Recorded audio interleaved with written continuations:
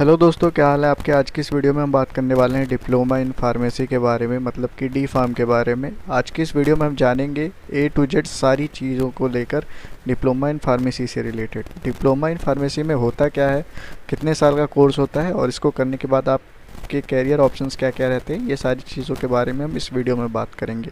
तो सबसे पहले जान लेते हैं डिप्लोमा इन फार्मेसी क्या है। डिप्लोमा इन फार्मेसी एक डिप्लोमा डिग्री है फार्मेसी के फील्ड में। ये तो आपको नाम से ही पता चल रहा होगा। इसका टाइम ड्यूरेशन 2 साल का होता है।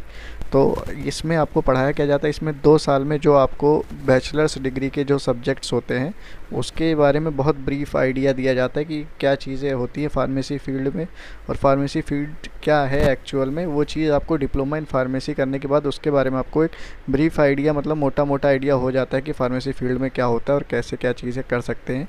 उसके साथ साथ इसमें आपको कुछ लैब्स कराई जाती हैं और आपकी क्लासेस चलती हैं 2 साल तक।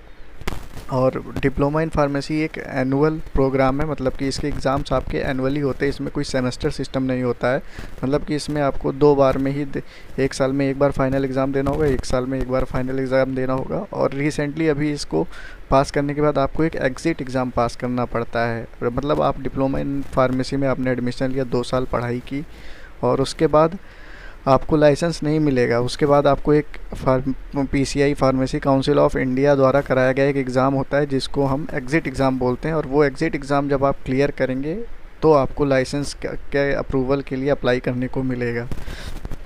और बात कर लेते हैं हम उसमें सिलेबस क्या होता है एग्ज़िट एग्ज़ाम का। एग्ज़िट एग्ज़ाम का सिलेबस भी वही होता है आपके सिलेबस से रिलेटेड। 2 साल में आपने जितना कुछ पढ़ा है उसमें से कहीं से भी क्वेश्चंस आ सकते हैं। अब बात करते हैं हम आप डिप्लोमा इन फार्मेसी कब कर सकते हैं।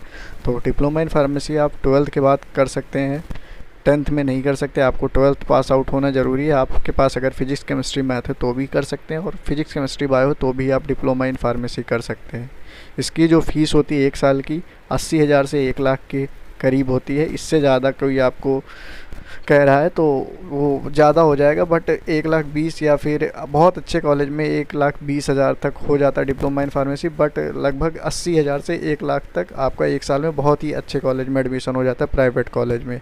और अगर हम बात करें गवर्नमेंट कॉलेज की, तो गवर्नमेंट कॉलेज में भी होते हैं डिप्लोमा इन फार्मेसी, बट उसके लिए आपको कुछ इंट्रेंस एग्ज़ाम देने पड़ेंगे। वो आप क्लियर करेंगे, अगर आपकी मेरिट लिस्ट में नाम होगा तो आपको एडमिशन मिल जाएगा। अब बात कर लेते हैं हम कैरियर ऑप्शंस के बारे में। तो डिप्लोमा इन फार्मेसी करने के बाद आप एज अ फार्मासिस्ट कहीं भी वर्क कर सकते हैं।